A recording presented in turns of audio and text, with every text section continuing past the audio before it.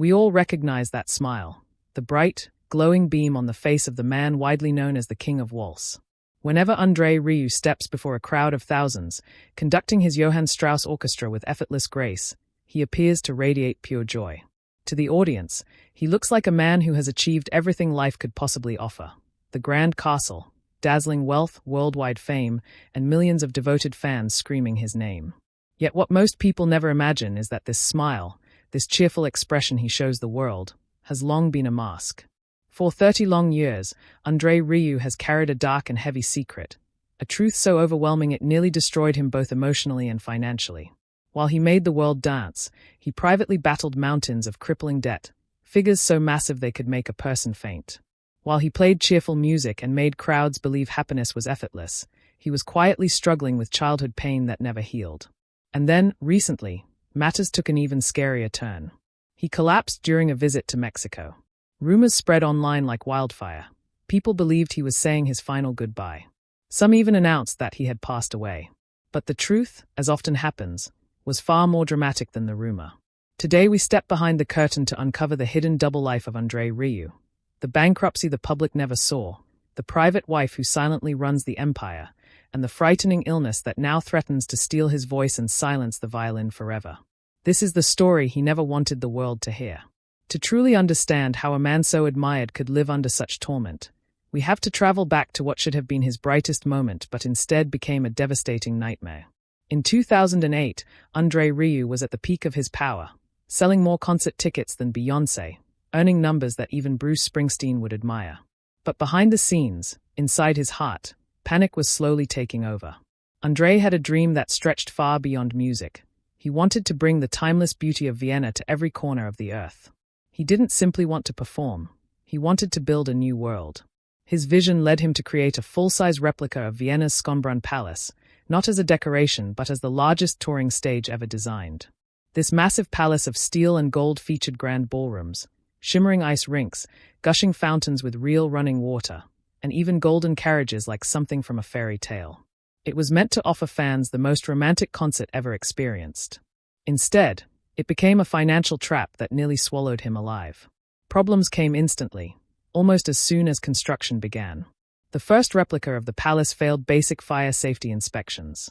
Imagine spending millions on your dream stage only for officials to reject it completely. Most people would quit after such a blow, but Andre Rieu refused to give up. He built another. Then came another shocking realization. The palace was so enormous, it couldn't be assembled and dismantled fast enough to move from one city to the next. A concert on Tuesday meant the stage could not be ready in another city by Thursday. Tour schedules became impossible. Many artists would have walked away, but Andre did something unthinkable. He ordered a third castle. By then, 3 gigantic palace replicas were being shipped across oceans, loaded onto trucks, and carried around the world like moving kingdoms. The costs exploded. With each day that passed, money disappeared faster than it came in. Eventually Andre revealed the truth. He was 34 million euros in debt, more than $40 million. Night after night, he walked on stage smiling, playing Blue Danube Waltz, entertaining crowds while silently calculating whether he could pay his musicians the following week. In the spotlight he was a king, offstage he was a man drowning, trying not to sink. His survival came down to one final meeting. Andre walked into Rabobank with almost nothing left. His home, his studio, everything he owned, was already pledged as collateral. Even his beloved violin was at risk of being taken away. The bank could have ended it all, seized the instruments, taken the costumes, and shut down the Johann Strauss Orchestra forever. But one bank manager looked beyond the debt and saw something rare. Andre was the only person capable of paying it back. Shutting him down meant nothing would be recovered. Allowing him to continue performing meant hope still existed. In a single decision that saved Rieu's life and legacy, the bank let him keep touring. But from that moment forward, he wasn't just a musician. He was a man performing under pressure, singing for survival. Every ticket sold went into a bottomless financial hole. Every show kept the dream alive by one more day. He played like a man with fire behind him, like someone balanced on the edge of a cliff with the world cheering below, unaware of the fall happening just behind the curtain. So why did he risk everything? Why gamble his entire world on a dream so big it could destroy him? To understand that, we must look not at the musician but at the child he once was. Andre Rieu is beloved for his warmth, He embraces fans, cries from the stage, and makes strangers feel like family. But that kindness grew from a childhood where affection was scarce. He grew up in a house filled with music but cold in emotion. His father, a conductor of the Maastricht Symphony Orchestra, was strict, serious, and distant. Andre later confessed that his parents rarely showed love, rarely offered softness or warmth.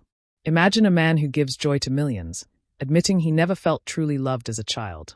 Among 6 siblings, he felt invisible, like a shadow fading at the edges of the family portrait. Watching his father conduct, he admired the synchronized movement of bows, the harmony of sound, yet felt no closeness to the man leading it. At age 5, he began learning violin, not purely for music but for affection.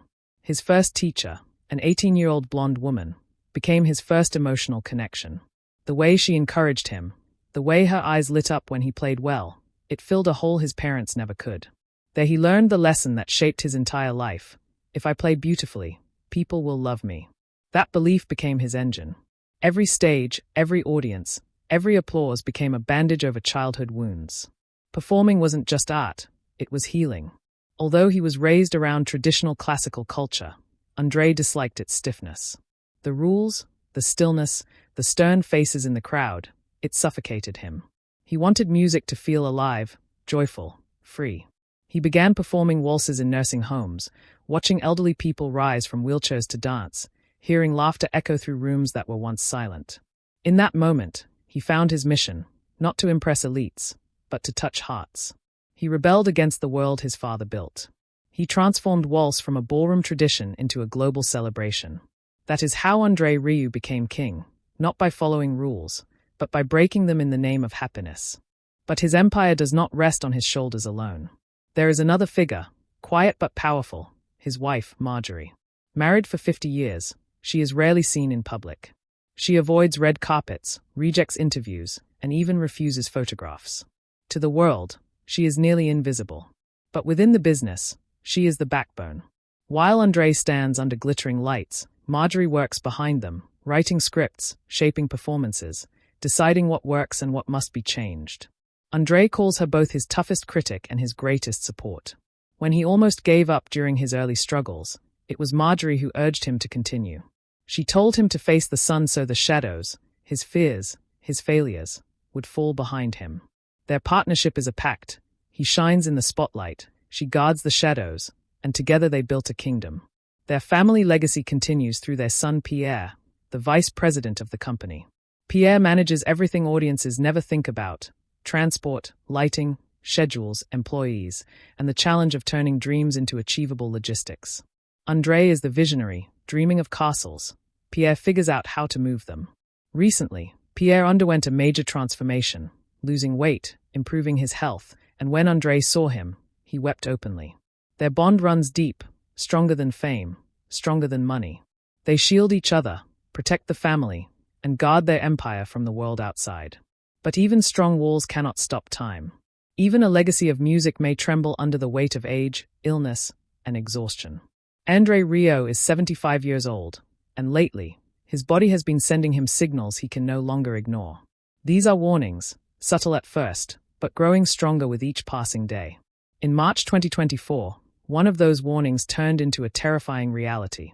Andre was on tour in Mexico City, a place buzzing with excitement. The fans were ready, the tickets were sold out, and anticipation filled every corner of the arena. But Mexico City comes with a challenge few consider.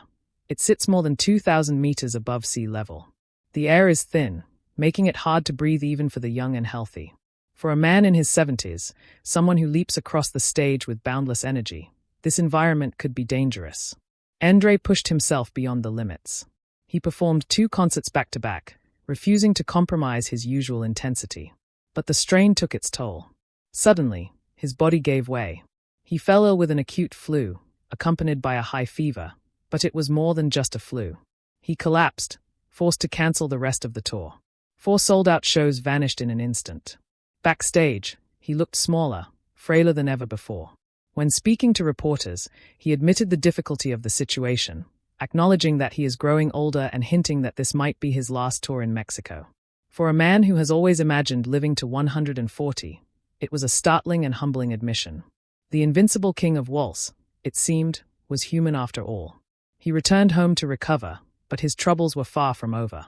Later that year, a new and even more frightening challenge appeared: a viral infection of the vestibular nerve. This is the nerve in the inner ear that governs balance. When it becomes infected, the world itself seems to spin uncontrollably. Vertigo takes over. Standing becomes impossible. Imagine being a conductor, expected to lead an orchestra for 3 hours, turning to the violins, addressing the crowd, spinning and dancing with grace. Now imagine trying to do all of that while the room is spinning around you. The infection forced Andre to postpone major tours. Dates in the UK and Ireland had to be cancelled, and shows in Australia had to be rescheduled. In a heartfelt statement, he expressed his heartbreak. Cancelling shows goes against everything he believes in. He knows fans travel from all over the world to see him, and he understands the impact on local hotels and restaurants. Yet, despite his sense of responsibility, he was stuck at home. He could not play. He could not travel. For a man who has spent decades on the road, this was torture. It brought back memories of the pandemic lockdowns, when he nearly lost everything. And then, as if the physical struggles weren't enough, the rumors began. Because he was quiet and had cancelled shows, the internet exploded with false stories. YouTube and Facebook were flooded with videos claiming Andre Rieu had said goodbye, announcing a tragic diagnosis, or suggesting that his family was crying over his fortune. These videos used robot voices and fake images to deceive fans. They were lies, pure and simple. It was heartbreaking to think that older fans, devoted to him for decades, might have believed their hero was gone. The truth, however, is very different. Andre Rieu is alive. He is fighting. Recently, he appeared on Brazilian television, showing the world that he is still standing. He looked thinner, perhaps, but his smile was genuine. He is determined to return to the stage, not ready to part with his violin just yet. But these rumors illustrate how delicate his situation has become. One cancelled show, and the world assumes the worst. When the noise of the world becomes too overwhelming, Andre retreats to his sanctuary. He truly lives in a castle, called Laurentius, in his hometown of Maastricht. It is a real-life fairy tale, complete with a moat and towers. The castle itself is steeped in history and drama. Legend says that the real D'Artagnan, from the Three Musketeers, ate his final breakfast in the castle's kitchen before dying in battle. Andre loves the story, the romance of it. He purchased the castle when it was divided into sections and meticulously restored it himself. He designed the kitchen, a place where he indulges in one of his simple pleasures, cooking, particularly cheese fondue. Beyond the castle's grandeur, Andre has a greenhouse in the garden. This is where he escapes the chaos of fame. He tends to exotic plants and raises butterflies. There is no applause here, no bank manager demanding payment, just nature and quiet. For a man whose life is otherwise filled with high energy and constant motion, this silence is essential to maintain his mental health. Andre's life is ruled by routine. He takes a nap before every concert, no matter the location. It is his reset button, allowing him to wake up fresh and ready to command the stage once more. He even brings his own chefs on tour to avoid the risk of illness from food, controlling every detail of his life because he knows one misstep could derail everything. The violin is more than just an instrument to him. It is a partner. His Stradivarius, crafted in 1732, is worth millions of euros and ranks among the most valuable violins in the world. During the pandemic, when touring was impossible, he continued to pay 120 employees, calling them his family. He refused to let them go, even as finances became tight. At one point, he considered selling his Stradivarius to keep his orchestra afloat, saying he could always buy another violin, but never replace his musicians. Fortunately, government support saved him from that impossible choice. Yet the close call reveals the precariousness of his existence. A man balancing immense responsibility while holding a €1 million instrument in his hands. Andre Rieu is more than a musician. He is a one-man economic engine. Each summer, his concerts fill Maastricht squares, selling out hotels, restaurants, and taxis. The city earns millions from his performances, creating what locals call the our economy. If he stops, the impact is devastating. The weight of responsibility for his family, his orchestra, and his town rests squarely on his shoulders, pushing him to the brink time and again. Amid this intensity, his son Mark lives a quieter life as a painter, capturing harmony on canvas while his father creates it on stage. It is a delicate balance. One son runs the business, one creates art, and Andre orchestrates it all. Yet, Fame has another dark side: scammers.